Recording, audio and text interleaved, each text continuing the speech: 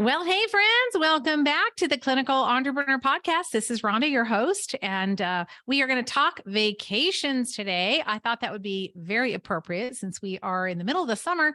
I'm still in my kitchen, still in my remodeling in process house, but I'm happy because it's sunny. I'm in Las Vegas, which is a good thing. So anyway, let's dive in. I want to talk to you about taking a vacation. One of the most frustrating things as a business owner is that you can't take a vacation because you basically take a week off, you're going to lose 2 weeks worth of pay.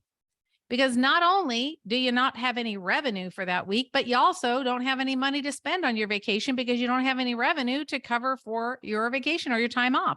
So you not only have to pay for yourself, but you also have to cover the expenses of the clinic that week. And you don't have any patients to take care of and give you any revenue, unless maybe you've got an additional or secondary revenue stream like a membership or a course or some prepayments kind of thing, and you've deferred that by a week. I mean, that's all fine and good, but listen, I want you to take care of yourself and I want you to have a good vacation. This is how I got myself out of this trap many years ago, and it was a financial planner that gave me this tip way long time ago, and it seems so obvious. When he told me, I thought, why didn't I think of that? And I probably had thought of it, but it kind of goes back to the envelope method of budgeting.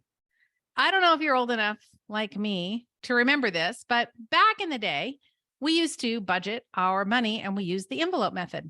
And you had one envelope for groceries, you had another one for like household miscellaneous, and you had another one for, car, whatever. You had all these little envelopes, walking around spending money.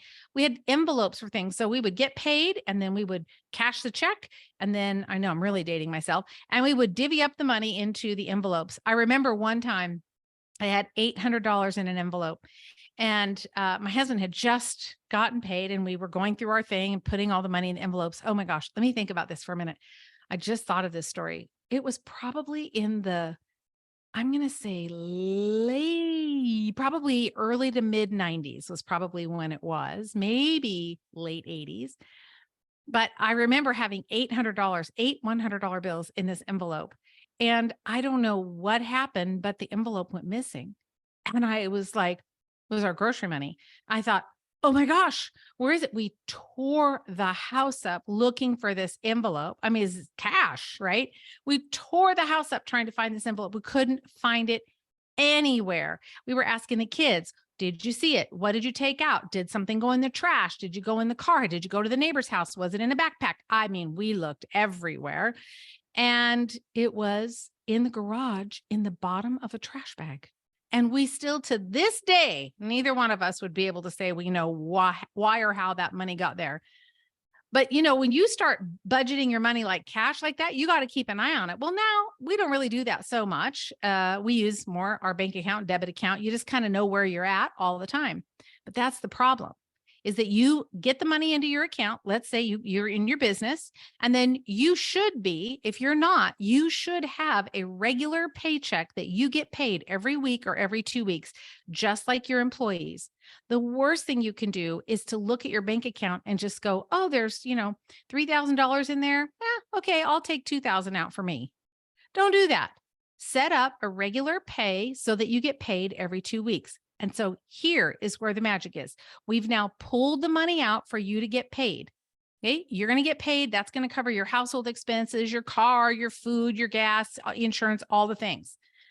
Now you have all that's left in your business is the operating capital, your operating money that you use to pay your staff, if you have any, to pay your expenses, to pay your software, to whatever marketing, whatever you have to do.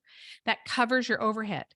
So here's how you're going to start getting that vacation. Are you ready? What you're going to do is I want you to start with just 1 or 2% every single week. I want you to put 1 or 2% away. But here's how you do it. We're not going to do cash. We're not going to pull it out and put it in an envelope, because you and I both know what's going to happen. You're going to see some fancy dancy purse or something, and you're going to be saying, I need it. And there out goes your budget. No. We are going to set ourselves up for basically a fail-proof system. We'll call it that. So what I want you to do is, let's say for the week, let's just say you had $2,000 in revenue that week. $2,000. If you took 2%, that's $400. That's all, $400, right? So what you're going to do is you're going to just take that $400 and you're going to put it in an account that's at a different bank, not in your bank, in a different bank.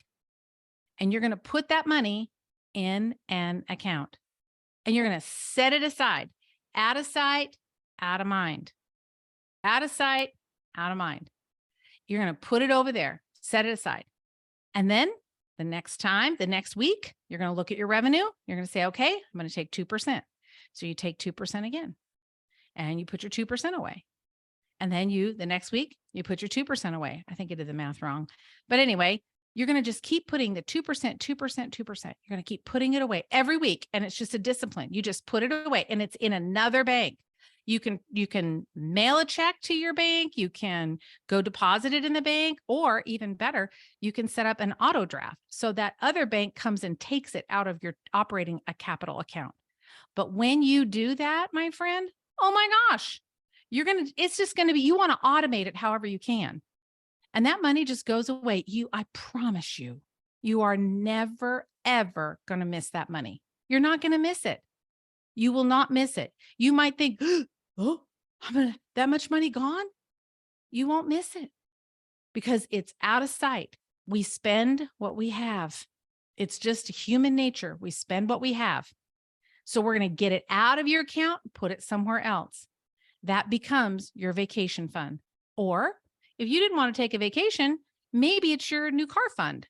Or maybe it's your, I want to buy a house fund. Or maybe it's your, I want to buy my own building fund. But you're going to get it over there and you don't touch it until you've used it for the thing that you've specified it for. I actually have 4 accounts that I have just like this. I have 4 separate bank accounts and I take small percentages of my income and I'm putting it over there. And I'm telling you, those accounts are getting some nice balances in them over the years. And then I get all that cash in there and I think, oh, I don't want to spend it. I want to keep it. I want to keep growing.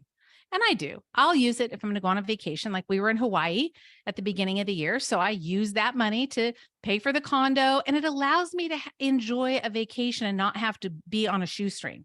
Like I could go eat where I wanted and we stayed in a really nice condominium right on the beach.